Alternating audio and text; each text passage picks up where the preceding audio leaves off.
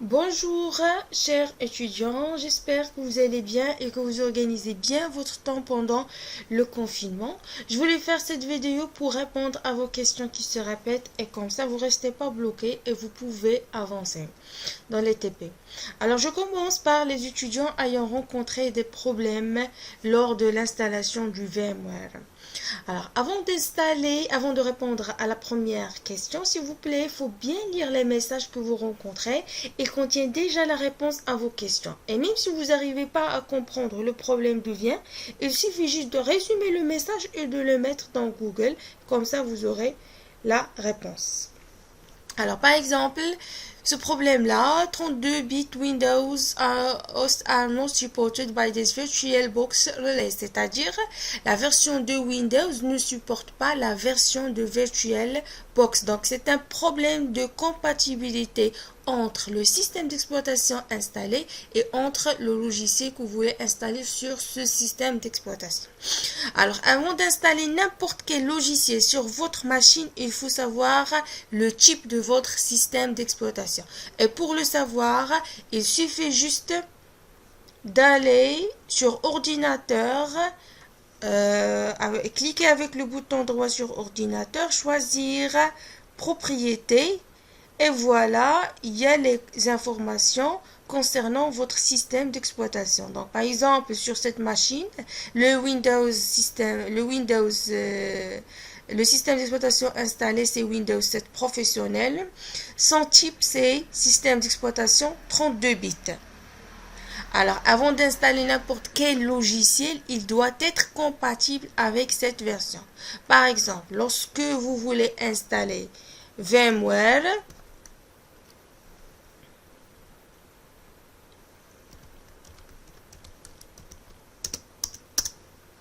il faut bien lire les informations concernant ce logiciel.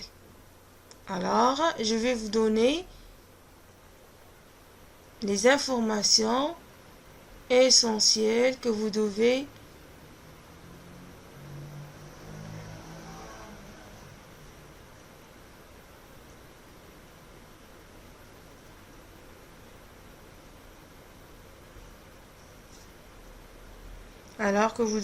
trouver. Alors, donc télécharger VMware Workstation pour Windows. Donc c'est une version pour Windows et aussi donc ici c'est disponible également sur Linux. Donc cette version de VMware, on peut l'installer sur Windows et on peut l'installer sur Linux, mais on peut pas l'installer sur Mac. Donc les machines Mac. Donc, cette version de VMware n'est pas compatible avec les machines Mac. Alors aussi, donc là, il est téléchargé 32 bits et 64 bits. C'est-à-dire, cette version, elle est compatible par les deux types de systèmes d'exploitation, que ce soit 32 bits ou bien 64. D'accord? Voilà, donc pour moi, donc comme j'ai Windows 7, donc voilà la version que j'ai utilisée. Donc j'ai utilisé la version 9, d'accord. Et aussi pour Ubuntu j'ai utilisé la version 16. Donc je peux pas utiliser la dernière version qui est 19. Donc c'est pas compatible avec. Il va pas être supporté par le VMware. D'accord, donc puisque j'ai utilisé une version ancienne pour VMware, donc aussi pour Ubuntu, je dois utiliser une version qui est qui doit être compatible avec VMware. D'accord? Donc, pour la première question, il faut avant tout gérer la compatibilité entre les logiciels que vous devez installer et entre le système d'exploitation installé sur votre machine. D'accord? Voilà. Donc, pour la deuxième question, voilà ici, échec d'ouverture de session pour la machine virtuelle Ubuntu.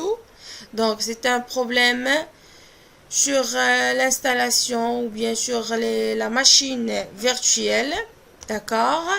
Et aussi, ça, c'est Fatal No Bootable Machine Medium Found. D'accord? C'est-à-dire, c'est un problème aussi concernant l'installation de Linux sur la machine virtuelle. Alors, donc je vais vous montrer maintenant les étapes d'installation de VMware, d'accord, et aussi installation de Linux sur VMware. Alors, voilà la version que j'ai. Donc, pour installer la version, pour installer n'importe quelle version de VMware, donc je pense que c'est facile. Il faut juste lire les informations sur les fenêtres et faire suivant. Après, il va demander une clé d'activation de votre VMware. Il faut ajouter après la clé d'activation pour votre logiciel. D'accord? Et n'oubliez pas d'ajouter la clé d'activation de votre logiciel. Alors voilà, vous faites Next. Donc ça va me donner modifier parce que j'ai déjà installé. Donc vous pouvez suivre vous l'installation de VMware. Oui, après l'installation de VMware, on va l'ouvrir. Il faut créer une machine virtuelle. D'accord? Donc, l'étape 1, c'est l'installation de VMware. C'est facile. Il faut juste suivre les étapes et entrer une clé d'activation. La deuxième étape, lorsque votre VMware est bien installé, il faut maintenant créer une machine virtuelle. D'accord? Comment on va faire? New Virtual Machine. Voilà. Alors, what type of configuration do you want? Donc, typical. Alors, ici, donc, je vais choisir I will install the operating system later. Next. Alors, pour moi, je vais installer Linux, donc je dois choisir le type d'operating system installé et la version. D'accord? Est-ce que c'est une version 32 bits ou bien 64? Donc, je vais choisir Ubuntu tout court. Parce que c'est 32 et non pas 64. Faire Next. Donner un nom à votre machine virtuelle. Donc, voilà. Après, Next. Donc, laissez les informations. Ça, c'est pour la taille de la mémoire et la taille de disque dur. Et voilà, finish. Donc, voilà la machine virtuelle. D'accord? Qu'est-ce que je dois faire maintenant? Je dois installer Linux sur ma machine virtuelle. D'accord? Alors, pour choisir d'installer Linux sur la machine virtuelle, il fallait faire une petite configuration. Alors, là, j'ai déjà téléchargé une version ISO. D'accord? C'est une image de système d'exploitation. Il faut juste aller sur le site Linux. D'accord? Et après, donc vous pouvez choisir la version que vous voulez. Bien sûr mais il doit être compatible avec VMware. Et après, voilà, qu'est-ce qu'on va faire? On doit changer ici, donc le CD pour qu'il utilise cette version. D'accord? Normalement, il faut utiliser ISO image. Après, choisir le chemin de votre image et cliquer sur l'image Linux que vous avez déjà téléchargée. D'accord? Ouvrir. Et voilà, mettez OK. Après, vous faites Power on this virtual machine. Donc, lorsqu'on va démarrer notre machine virtuelle, il va être démarré et il va bien sûr il va booter sur le CD. Voilà. Comme vous voyez, il y a la version de Linux qui va être lancée. Voilà, après il va afficher cette fenêtre pour installer Linux, choisir la langue, français, après installer Ubuntu et suivre les étapes jusqu'à la fin. D'accord? Et n'oubliez pas, lorsqu'il va terminer l'installation de Linux, il faut changer, lors de redémarrage, il faut changer le boot, d'accord, le démarrage pour qu'il ne démarre pas à partir de CD. Parce que s'il redémarre et il va démarrer à partir de CD, vous ferez la même chose. Donc vous répétez encore l'installation. Il faut qu'il ne démarre pas à partir de CD. Tout simplement, il faut aller au CD et voilà, et décocher installer à partir du chemin que vous avez déjà fait. D'accord? Voilà. Télécharger les mises à jour pendant l'installation, installer les logiciels, voilà. Vous pouvez choisir cette option et continuer. D'accord? Moi, je vais continuer les autres problèmes rencontrés. Donc, c'est bon pour cette question. Donc, pour l'installation de Linux sur VMware et pour l'installation aussi de VMware. Alors, pour cette fenêtre, il y a un étudiant qui m'a envoyé cette erreur. Donc, cette erreur, donc votre ordinateur, il crache. Pourquoi? Parce que c'est un ordinateur qui n'est pas performant. D'accord? Alors, lorsqu'on va installer VMware et on va installer une machine dans VMware, donc ça prend de l'espace mémoire de votre RAM, ça prend de votre disque dur. Donc si vous n'avez pas un ordinateur qui n'est pas performant, vous ne pouvez pas installer la machine virtuelle. D'accord? Alors, il y a aussi des étudiants qui m'envoient qui ne possèdent pas un PC. Comment ils peuvent faire?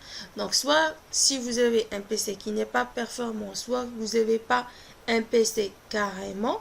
Donc, qu'est-ce que vous pouvez faire? Donc là, si vous avez un téléphone, un smart mobile, vous pouvez installer un IDE de votre choix. D'accord? Et après, compiler vos programmes, prendre les prises d'écran et utiliser Word pour rédiger les rapports et mettre les prises d'écran sur le Word et m'envoyer le rapport, tout simplement. D'accord? Oui, après, il y a un étudiant qui m'a envoyé cette erreur. Impossible de démarrer le programme car c'est CodeBlocks. Car il y a une erreur. Donc, on va voir comment installer le CodeBlocks. Les erreurs, pour éviter les erreurs d'installation de CodeBlocks. Alors, donc lorsque vous téléchargez le CodeBlocks, il y aura deux fichiers. Il y aura le compilateur, par exemple ici c'est Borland, et il y a le setup de CodeBlocks. Donc, la première des choses, il faut installer, avant le CodeBlocks, il faut installer le compilateur. Donc, cliquez sur le compilateur, faire suivant. Donc, voilà le chemin d'installation de votre compilateur. Oui, terminé. Voilà, donc le compilateur, il s'installe. D'accord? Après, the package has been delivered successfully. Donc, elle est bien installée. Maintenant, on va installer après le code blocks. D'accord? Faire suivant. Voilà les informations. I agree. Je suis d'accord. Voilà. Donc, il va afficher cette fenêtre. Après le chemin. Installe. Voilà, il s'installe. Et après, do you want to run? Donc, oui, est-ce que vous voulez démarrer? Oui, finish. D'accord? Après, choisir Borland C++ compiler par défaut. D'accord? Qui va être lancé par défaut. C'est le compilateur qui va être lancé. Set as default. D'accord? Donc, vous pouvez choisir Borland C++ et cliquez sur Set as Default. Et voilà, n'oubliez pas de cliquer sur You can always change associating from the environment setting later. Yes, associate code blocks with CC++ file chips. D'accord? Et voilà votre environnement de travail. Donc ça, ce sont les étapes pour installer le code blocks. Donc n'oubliez pas, il faut installer les deux. Le compilateur premièrement et après le setup de code blocks. D'accord? Donc voilà, c'est tout pour cette vidéo. Donc je vais faire un récapitulatif. Donc il y avait presque 3 ou bien 4 questions. D'accord? La première question, c'est un problème de compatibilité entre les logiciels et le type de système d'exploitation installé. Après ça, c'est un problème d'installation de VMware. Donc, il faut créer une machine virtuelle. Après, donc j'ai montré comment configurer la machine virtuelle que vous avez créée pour qu'il démarre à partir de l'image que vous avez téléchargée de Linux. Et après, les étapes d'installation de Linux sont faciles à partir de l'interface graphique. Ça, c'est pour le problème de compatibilité. Aussi, c'est une remarque pour les gens qui ne possèdent pas un PC portable et qui veulent travailler avec le code blocks. Voilà. Donc, ici, pour les gens qui possèdent un PC et qui veulent travailler avec le mode Linux, d'accord, mais sans installer la machine virtuelle. Donc, il y a aussi une solution. Donc, vous pouvez installer Cygwin, d'accord. Voilà, je vais vous montrer cet outil et comment ça s'écrit. Donc, Cygwin, c'est un émulateur qui va émuler l'environnement de Linux sur votre environnement Windows. D'accord? Il suffit juste de taper. Voilà, télécharger. Cygwin. Voilà pour Windows.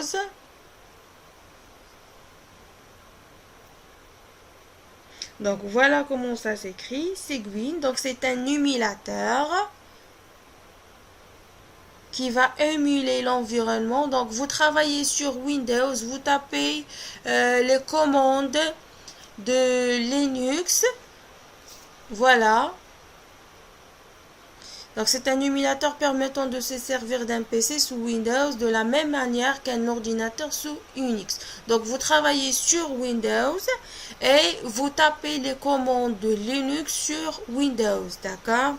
Donc voilà, c'est un outil qui va permettre d'utiliser le mode commande sur Linux. Vous pouvez le télécharger et l'essayer, d'accord, sans utiliser la machine virtuelle pour travailler en mode commande. D'accord, si vous pouvez bien sûr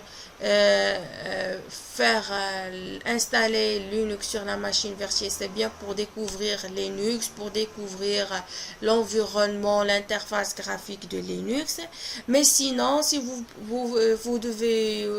voulez juste travailler en mode commande sur Windows, vous pouvez télécharger cet outil qui s'appelle Cygwin.